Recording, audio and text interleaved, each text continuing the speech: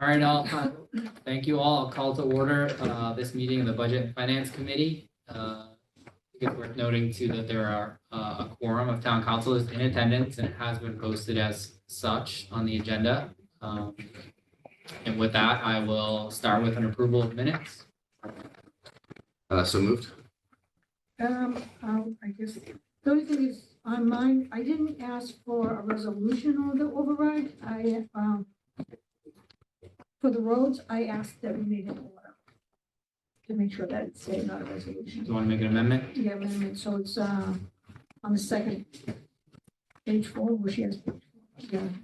So it just says, would the council do an order instead of resolution for the 5,000 K for roadways? I'll second that. Debbie, are you all set with that? Just make sure you have that correct. I'll rewatch. We'll assume so. Okay, all in favor? Aye. Aye. Aye. Opposed? No?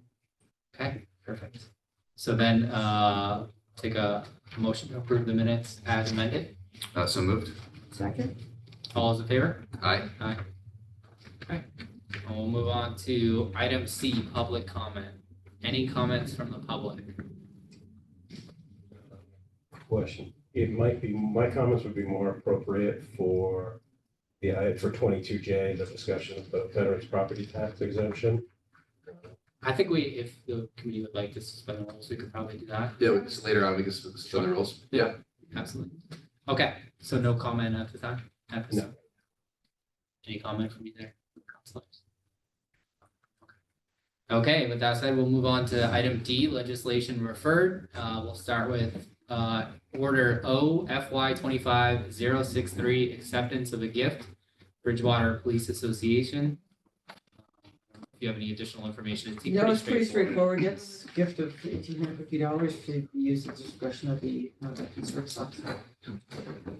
Any questions from councilors? No, I think that's pretty kind. It shows what our community is when one goes together. Yeah. Yeah, no questions. or comments. Okay, with that, then I'll take a motion to approve or a motion to recommend, I guess, right? So back to the council. Yes. Yeah, Motion to recommend. and I'll second that. Okay, all those in favor? Aye. Aye. Opposed? None? Okay, we can move on to the next item. Aye, all. We're gonna move on to order O FY 25-065, acceptance of a grant from the Executive Office of Energy and Environmental Affairs. To you all. And communities are required to have an open space recreation plan, and Bridgewater's had one, but it had expired, so we applied for a grant to update it and renew it, and that's what the grant is for.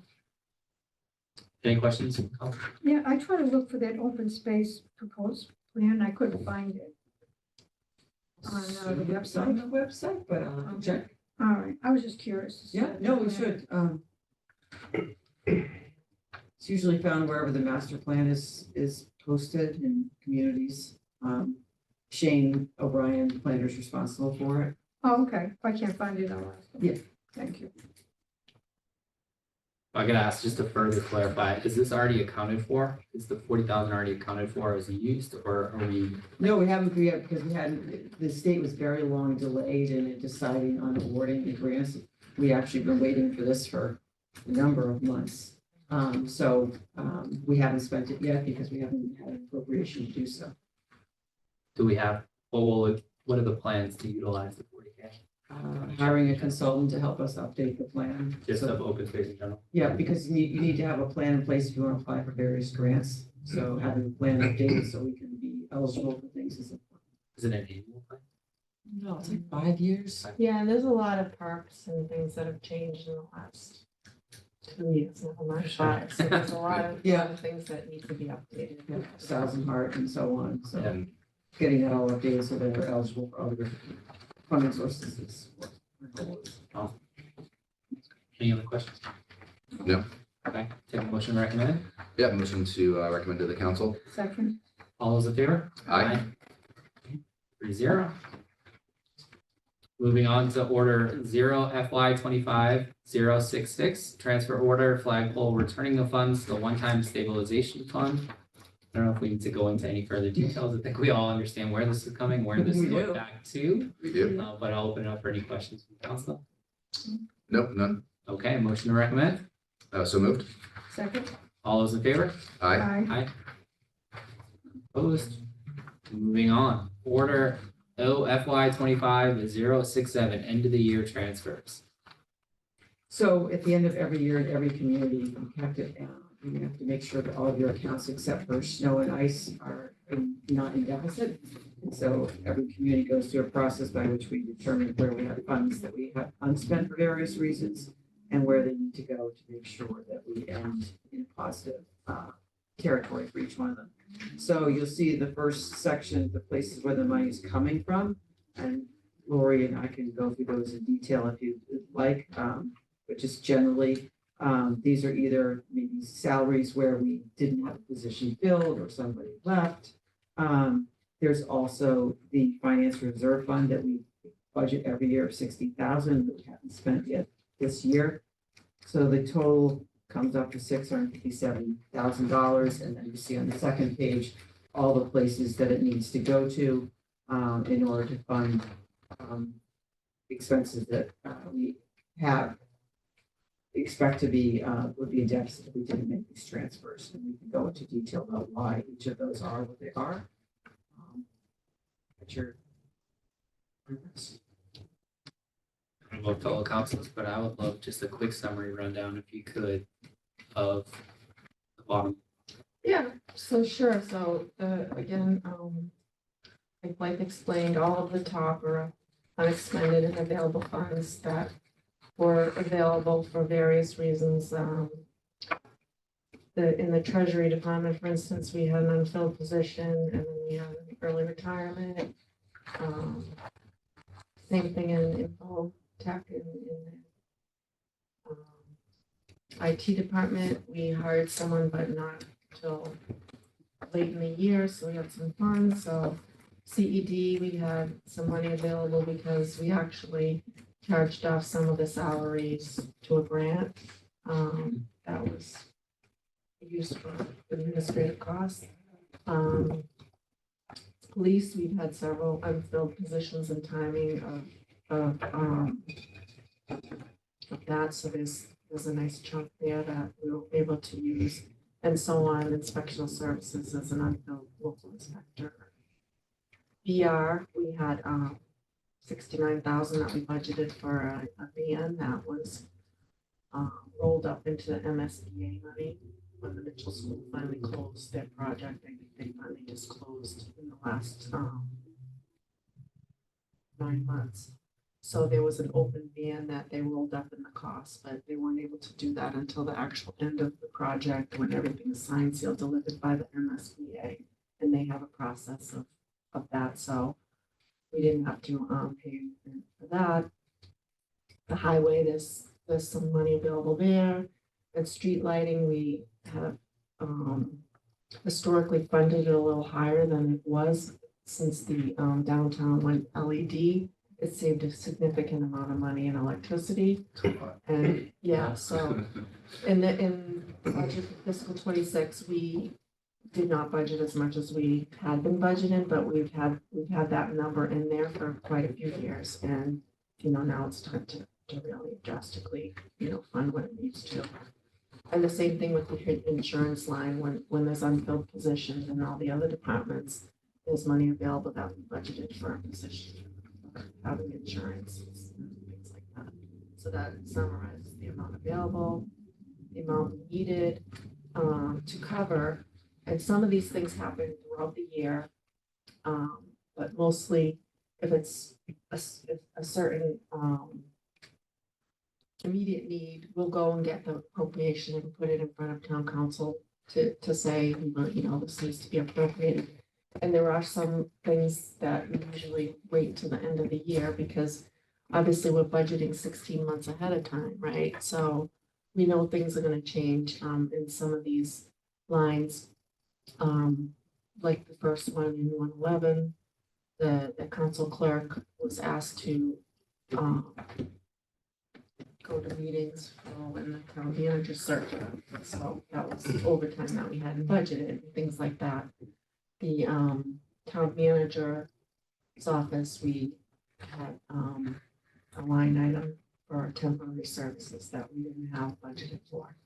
Legal, you can see as the big one.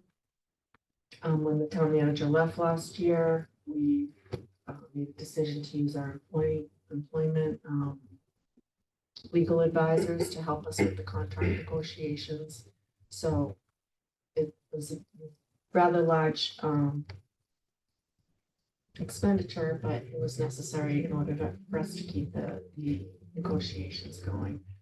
And then there's some other legal issues that come up through the year. We typically don't budget enough in the legal yearly.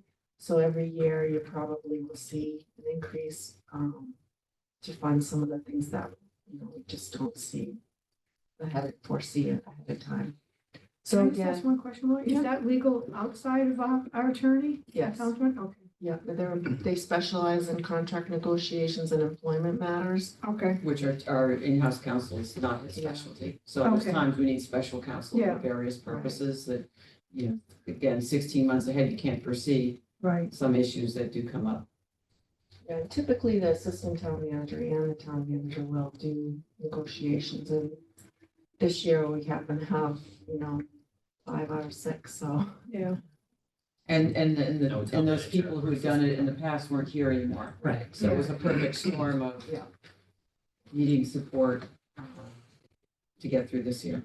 So in the town clerk, we're funding, we're funding an override election, that's right, so that's what that money's for. Town buildings, again, we do our best to manage that budget. And some of this may not get spent, but it will flush out into free cash. But we like right now, we're having an issue with the academy building HVAC again, so we're just putting enough money to make sure that everything's covered for June 30th. Fire, we've had a rather large overtime budget this year. They've had 2 people out on disability all year. And then they had a lot of young families taking advantage of the FMLA. So that, Covering overtime. covering overtime for those shifts. So that was rather large for fiscal 25. And then the EMS supplies, when Brockton Hospital closed last year, they used to get a lot of free supplies and packing up their ambulance, things like that. That's totally gone away. Just a quick question on the fire, because obviously we're discussing adding more firefighters. What would be the equivalent replacement of that $250,000? So for example, if we had one more firefighter or 2 more firefighters, would that have covered the need for this $250,000 expense? Absolutely. Yeah, it is 2 people all year Mhm. that, finally disability retirement and they have gone. Mhm. But yeah, it's a budget buster when that happens. So when we're able to bring in newer people at the lower step. Right. that So we would save money if we had Yeah. those positions. Yeah. Right. So overtime should drastically go down when there's a full complement of staff. Do you know that if this historically happens, obviously you can't predict if it happens year over year, but could you speak to the frequency at which we kind of encounter the situation? It's not every year, but most years, there's always something, there's always an emergency or there was, a big storm that we didn't perhaps get reimbursement from the state at one point during the year. Unlike DPW, fire, when there's snowstorms and things, it's just all over time. We can't charge snow and ice for that. So I think if there's a big fire or things that, cause a large overtime, I understand from HR at present, we have nobody out on FMLA or disability. I'm very happy about that. Everybody's safe and healthy. And so the next is the BA Bristol Agricultural Tuition. So that again is set, we're budgeting based on an estimate of an enrollment that actually finalizes in October. So I think we were short a little on the tuition. and then on the transportation as well. So the out of district is a new cost to the town of Bridgewater. We never really had to pay for the, I think Norfolk Aggie we did, but it was usually, it wasn't as much as it is, but Bristol Aggie is a new expense in the last 2 years because our sister town Rainham is a part of Bristol County. So the transportation for their, it's not considered out of district. Bridgewater is out of district, so we have to pay for that. It's an obligation of the town when you're an out of district, because it's not charged inside the tuition. That's So- why, you're saying that's why it comes from the town and not the school committee. or Yes. school budget. But what we were It's where doing was it's going. piggybacking off of Rainham historically, because the tuition or the number of students from Bridgewater was very minimal. There might have been like 5 or 6, and the school district would transport them to a stop inside Rainham, and then they'd hop on their bus.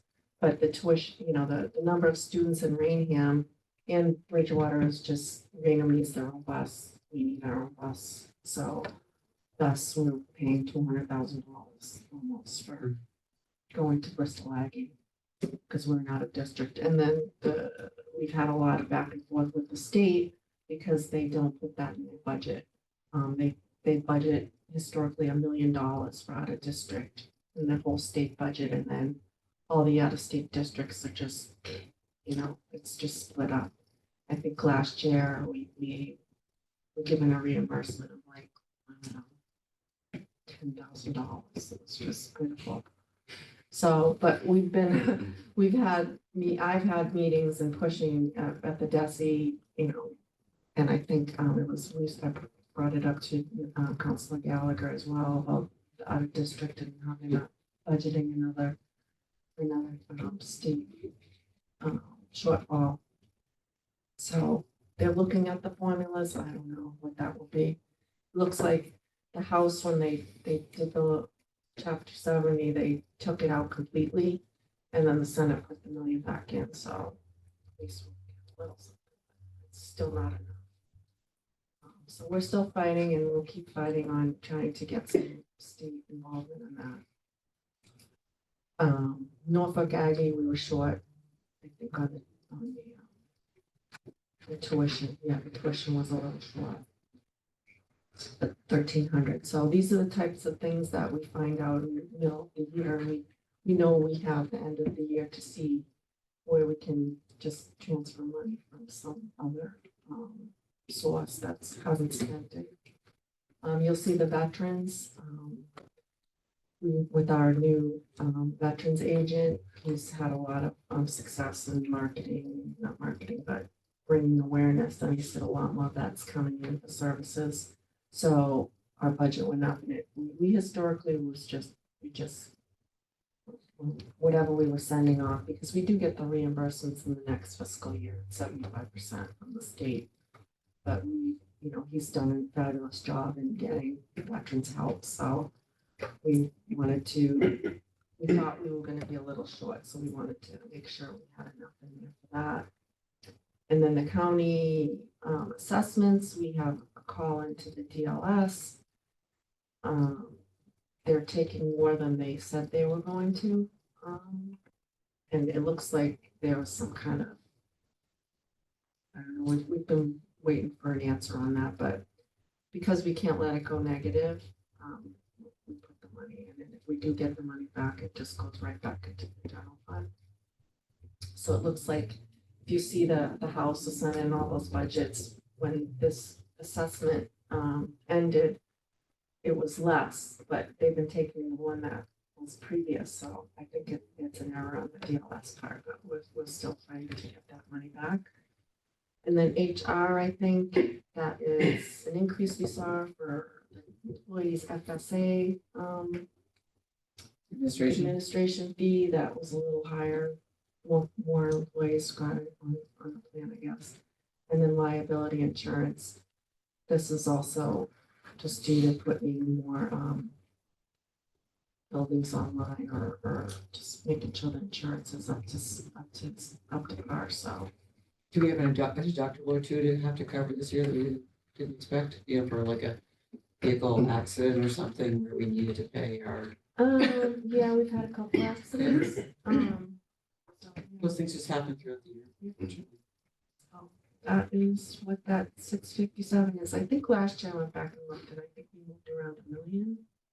Okay. So, but this is pretty common. Most communities, have have this MGL in place between, I think, June 1st and July 15th to move money around with the legislation approval of the council. So that is your end of year transfers. Thank you for that summary. Any other Probably a additional little questions? more detail than you needed. Yeah, thank you. Well, that was good. No, that was very thorough. Thank you. No questions. Take a motion to recommend. So moved. Second? All those in favor? Aye. Aye. Opposed, no. Move on to General Ordinance D FY 25020, adoption of clause 22J of Massachusetts General Law, Chapter 59, Section 5, HERO Act. I'll defer to Councilor Reddy. Say anything first. Yeah, I'll just give one piece of information, and I would actually defer to Mr. Pitta, who could do a better job of explaining the history than myself. The only thing that I want to note here is in section 2. I do have proposed on here that it would be up to 50% of the current exemption amount effective FY 26. We are going to miss 26, unfortunately, due to the time that it takes for the ordinance to take effect. It is 30 days. So I would like to keep the discussion open to this reimbursement being up to 100%, just anywhere between 0 and 100, just because we now have more time to kind of work through the numbers and what we want to see for our veterans. But other than that, I'll defer to Mr. Pitta. Okay, I'll take a motion to suspend the rules. So moved. Second? All those in favor? Aye. Okay, rules suspended. Thank you, Mr. Chairman. Let's see, where can I go? Make sure I'm not blocking anybody. No. I'm better standing.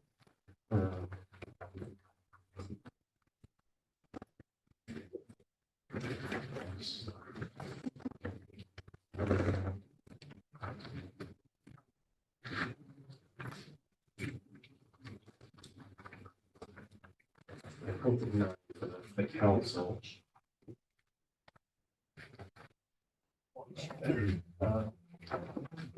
So for those of you that don't know, I'm Scott Pitta. I am Chief of Staff at the Office of Veteran Advocate. Prior to that, I was General Counsel there. Our office has developed this tool.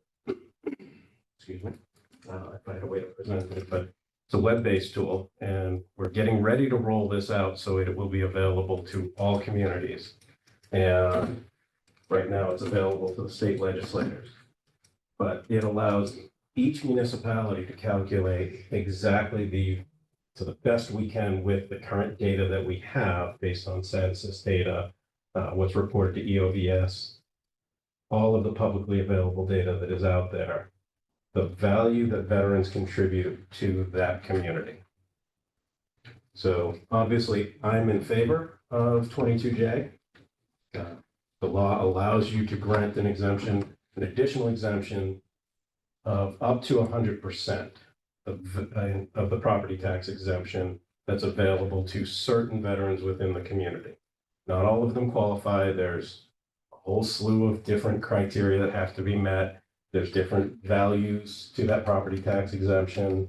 Most of them are $400 a year. Some of them go to $1,000. I think the next is $1,500.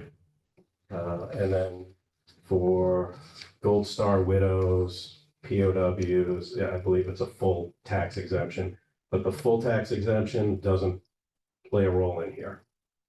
What happened was last August, the legislature passed the HERO Act, and this is a part of that, the 22I and 22J.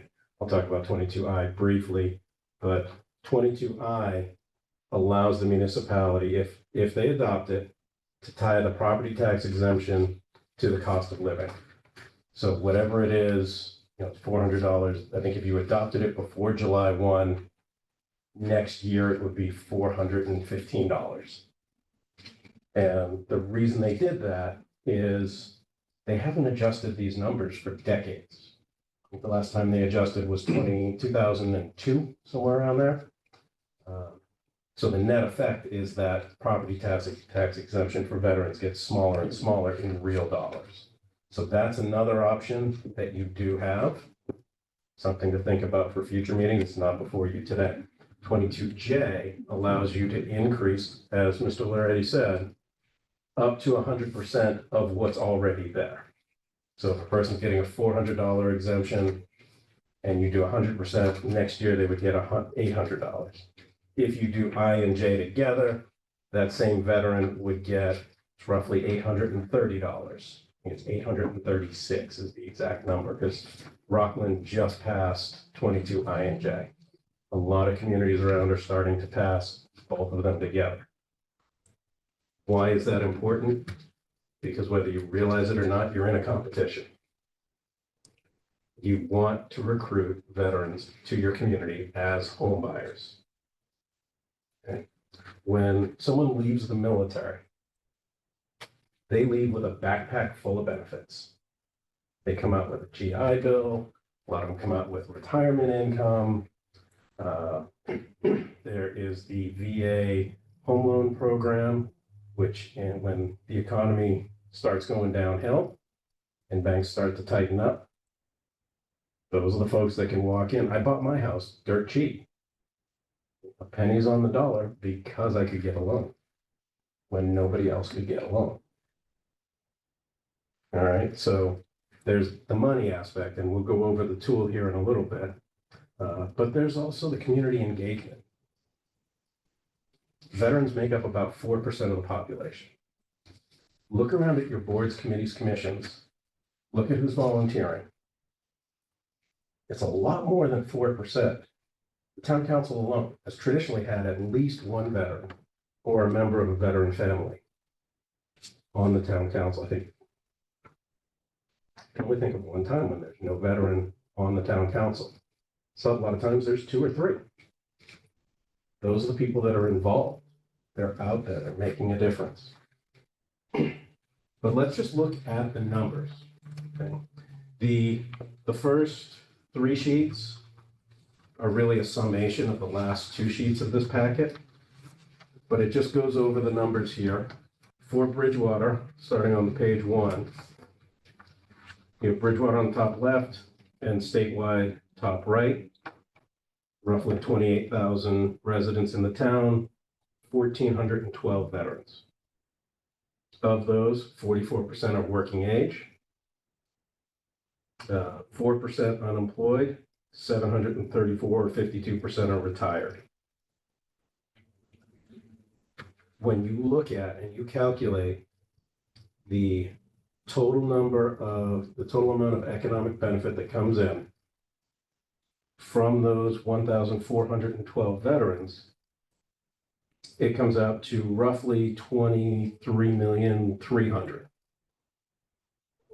Compare that to the cost that the community, that the town of Bridgewater incurs for those 1,412 veterans. And that is 3.35 million. Okay, that cost includes not just Chapter 115, not just the property tax exemptions, but that's also their share of the schools, their share of the fire, their share of the police, the same expenses that anyone else moving into the community would still have. Even with that, the return on the investment of what you put out for the cost of those people versus what they bring back into the community is $7 for every dollar that you put out. When you look at on page 2, this is just looking at the veteran-related expenses versus the veteran-related economic contribution. This is the page that I think is the best comparison, because anybody coming into the community, they're going to have all of those other expenses too. This is just, okay, what are we paying in veterans benefits? That's property tax exemption, Chapter 115. And our tool calculates without the reimbursement amount. Now, I will admit on this one with Bridgewater, we have $13,000 as the Chapter 115 expense. That comes from a time when I believe our veterans agent was out on medical leave. There wasn't a whole lot of activity in that office. That number will go up, as was just discussed. But that number also gets reimbursed at 75% from the state. It's just a year delayed. And then as Mr. Martin gets accredited as a VA claims agent, he can process VA claims.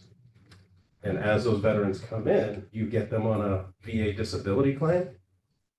If you have a veteran with a 50% VA disability claim with dependents, they're not eligible for Chapter 115. They make too much money.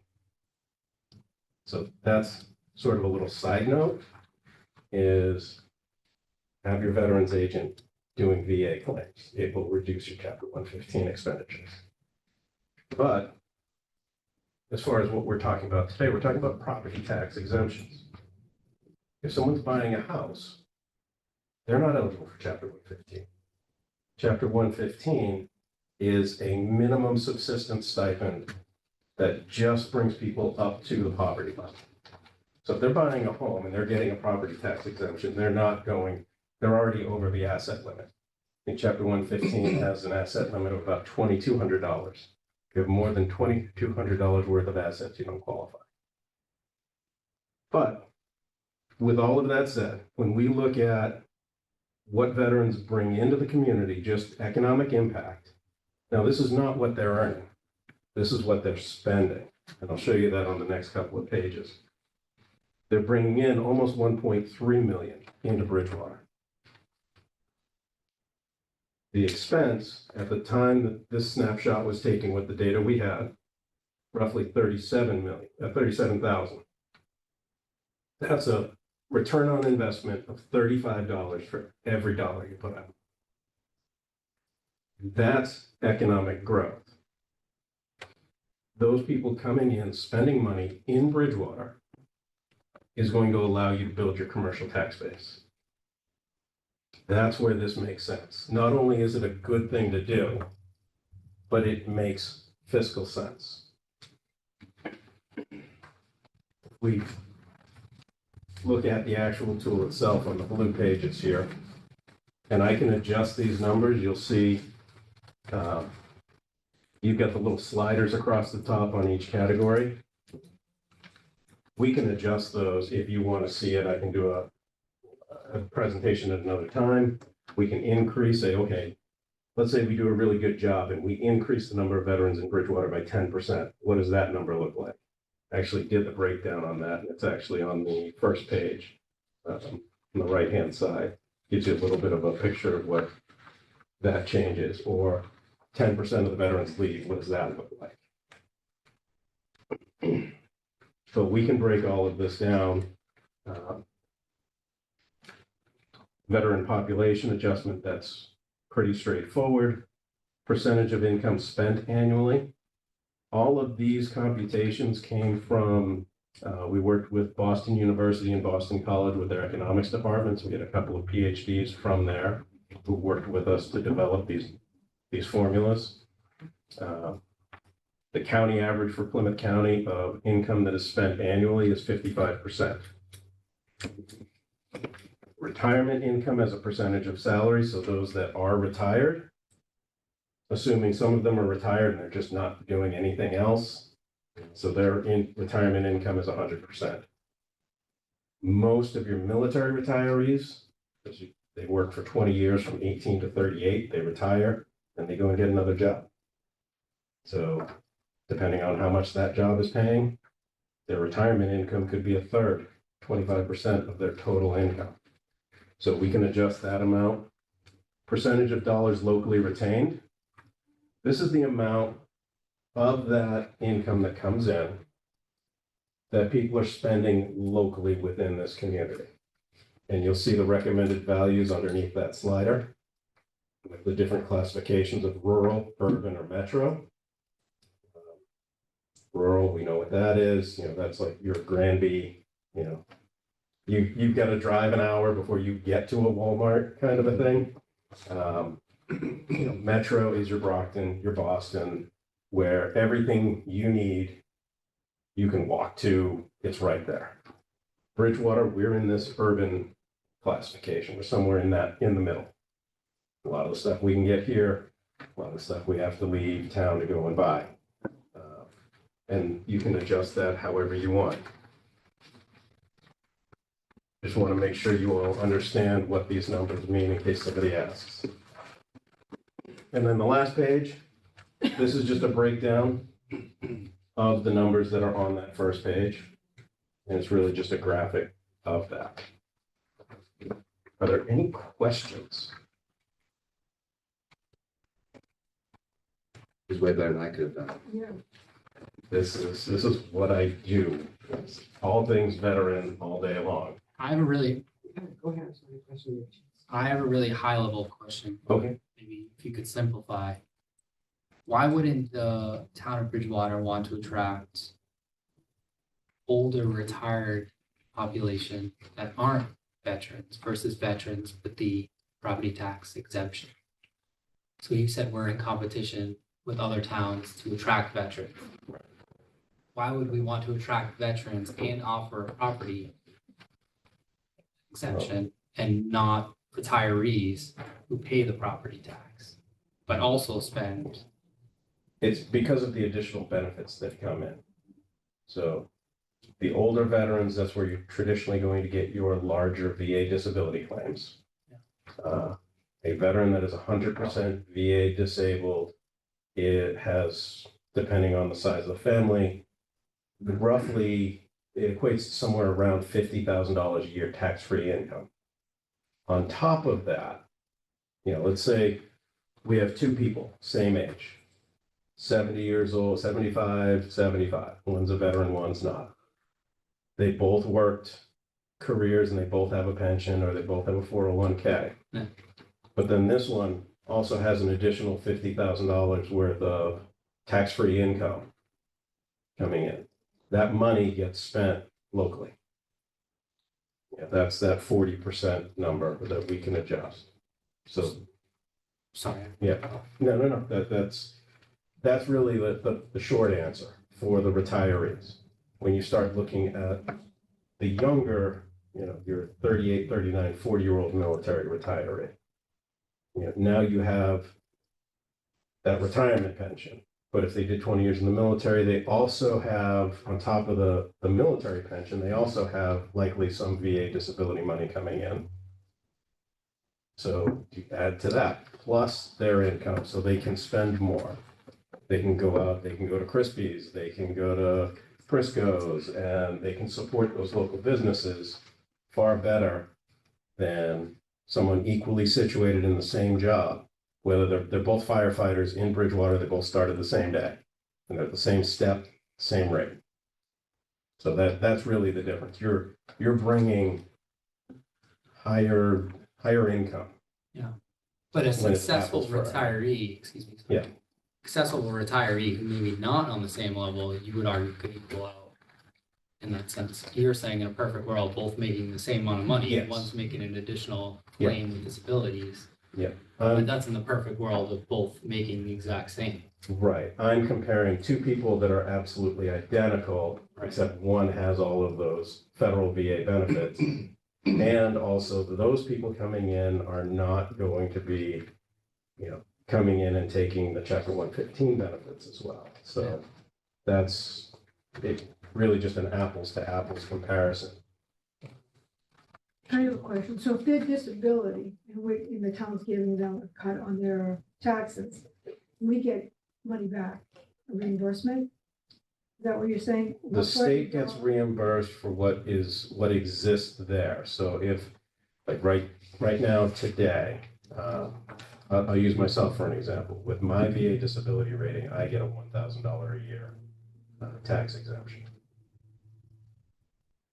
The town gets reimbursed for that $1,000 because that's codified in Chapter 59, Section 5. You get 825. Yeah, So that's the difference between someone just retired and a retired veteran with disability, we get reimbursed back. The town gets, you just said the town gets money back. Well, the town gets money. back currently. Right. If you, when you do the increase, if you pass 22J, that additional amount right now, because it's a local option, the town doesn't get reimbursed for that. It goes back to the 1972 anti-mandate law. If the state were to mandate that you had to do it, then the state has to fund it. So the way the state legislature gets around having to actually finance that, they say, well, you guys can do it, but if you do it, you got to pay for it. But the other ones that they mandate, we get money back. right? Yes. Yeah. So anything the state mandates that you do, they have to pay for. And that was the legal argument that had to do with the MBTA Communities Act that a lot of towns have lost. Can I just say one more thing, just because you disclosed it? You would benefit from this if the town were to pass it, because you disclosed that Yes. you just had a disability and you live in Bridgeville. Yes, So selfishly, one, you work in the Veterans Advocate office, so Yes. this is your job. yes, But two, you would also benefit from this yes, passing of this. yes, I would. I would. But I And got this is what I a do. claim of that, he didn't bring this forward to John and I, the veteran agent did. Yeah. Just so they, you know. Yeah, I know. It's not something Yeah. that he. I don't think that matters to me, I'm just, Oh, Yeah, well, I'm- for the public, I was just, you know. Yeah, no, I make absolutely, I'm not ashamed of that at all. no. Yeah. Does your model at all start to figure out what this would actually cost? Since it's not mandated, what would the town need to budget for to be able to cover the veterans that we know about today? Right, we don't have that in here yet.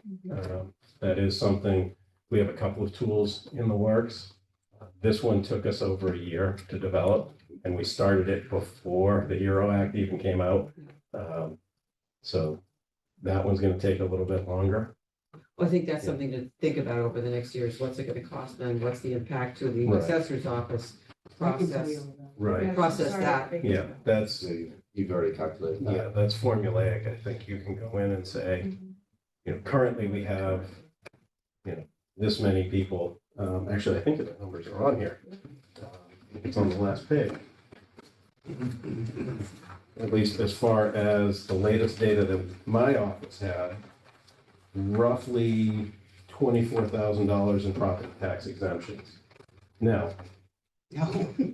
no, Was that not correct? is that old? Yeah. Yeah. And that math doesn't, if the veteran population is 1412, and we're saying that 10 to 90% get 4 to 600, that math doesn't come out. Well, it's based upon their disability rating.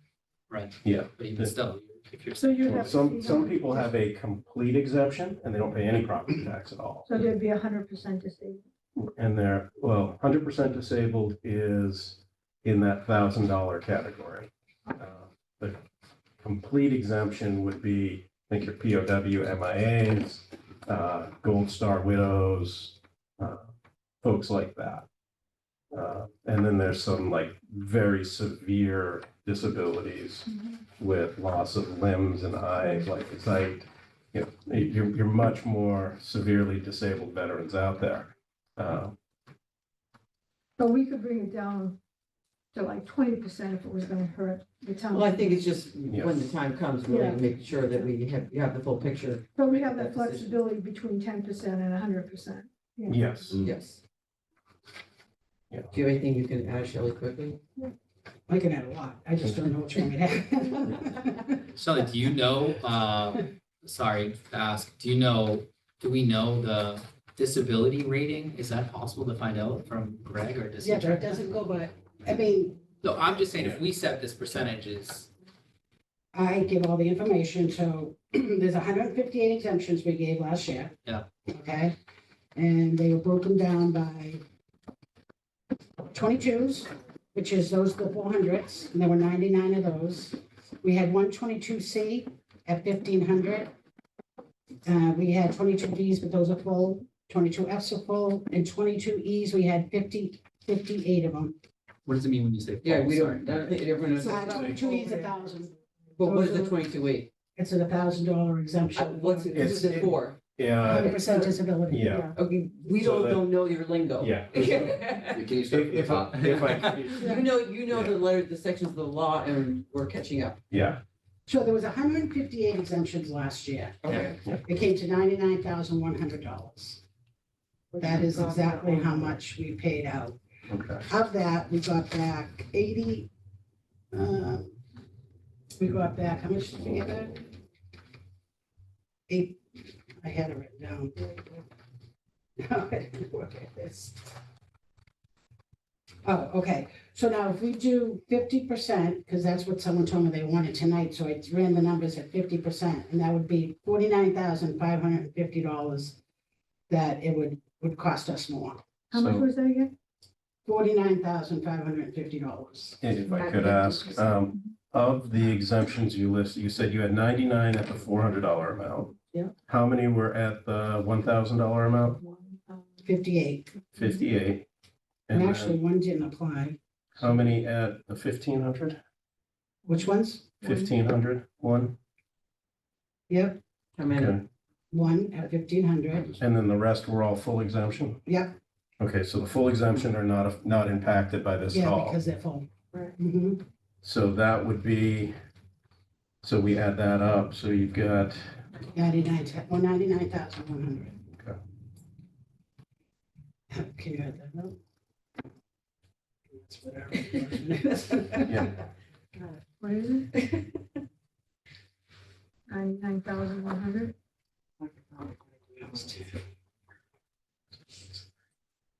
So do you have a calculator on you? Yeah. All right, add 22,275. 1325. I gotta get there. Slow down. Oh, you're in a rush. Go for it. I'm ready. 2275. He's got it. 1325 Wait, 20. and 47,850. 1325. 47,850. Okay, so we spent 99,100. And the town was reimbursed 71,450.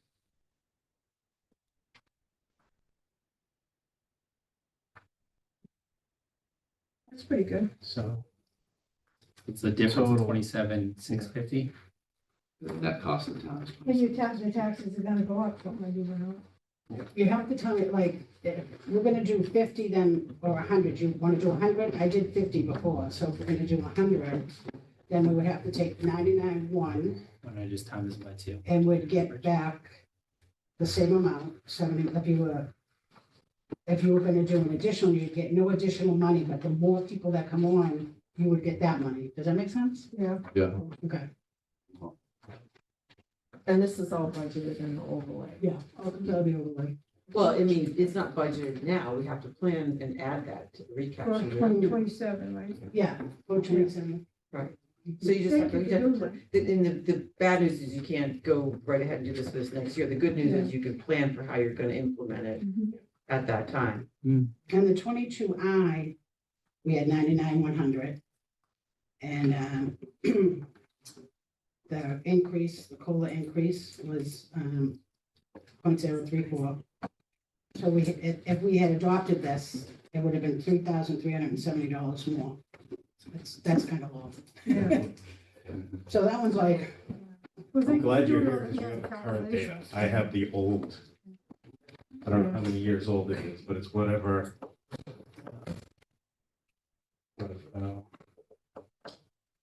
I mean, State there's a finance lot folks of have. paperwork and everything involved in That's doing for it. sure. We certainly want to do it. Mhm. You know, Shelley's committed to that.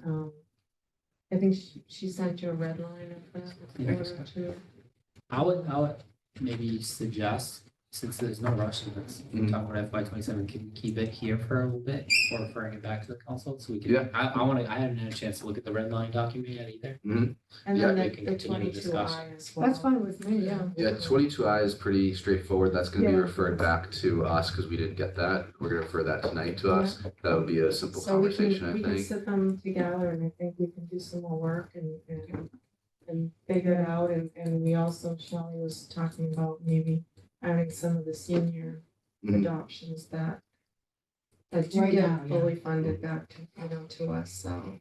Yeah, I have Yeah, that we can presentation add on that I the went table. through. There's a lot on the table there. Yeah. We Yeah, can- because if there's a senior you We get can fully vote. paid back for, who happens to be a Right. veteran, that might be a win for the veteran and a win for the town. Yeah, So, Because right now seniors, if they have to be 70, but the state passed, well, they can go down to 65.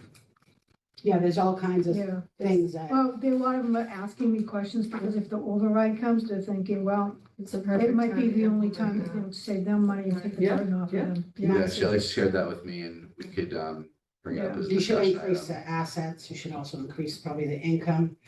Because a Yeah. lot, the most we've ever had was 60 applicants, and that's what we can't surpass. We only have 4 that are now eligible. 4, that's it. No one else qualifies, Right. because the age is still 70 Yeah, and the income is so low. so maybe if we can bring it down to 65 if the override goes, so it helps them out. with Either the that, or tax you law. could play with the numbers and do 68 and then increase the assets a little and increase the Oh, you income. can do that? Because we'll only get credited up to the amount, Okay, up to 60. Anything over that, we'd have to pay. so maybe we'll have like a meeting at the senior center if the override goes, because they're very scared about. not Well, either way, we getting should consider it, Yeah, yeah, because it's reimbursable. yeah. Thank you very much. Do you want to, you mentioned discussion here before bringing it to council, or do you want to have it? I think we could put it as a discussion item here as part of an overall, how we want to call it, tax exemption or property exemption strategy Okay, moving forward. We should do this holistically. okay, so I'll ask Debbie to add it to our next one and we'll keep it on there. Mhm. I understand Well, why. let's figure out the- I was like. So I guess, I don't know, should we just not take a vote? Leave it? Or do you want to take a vote on this as it? Oh, what's the proper procedure? Just to vote to keep it here?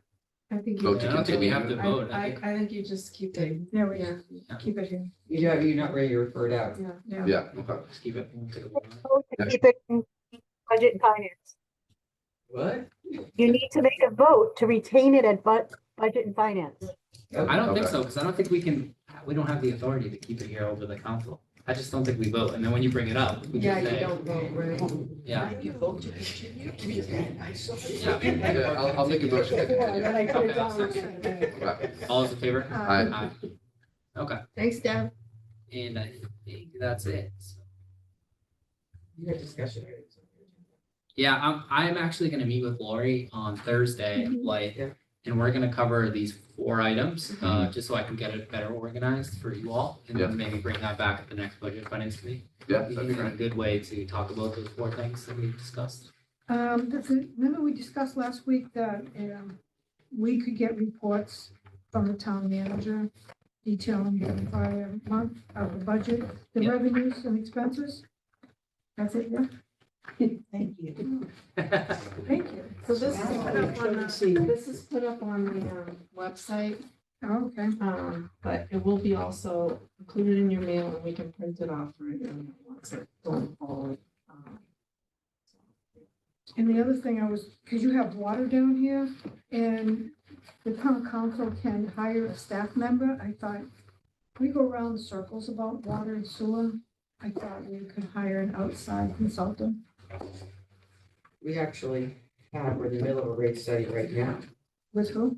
with an outside firm. Oh, I don't remember, what's the name of the firm?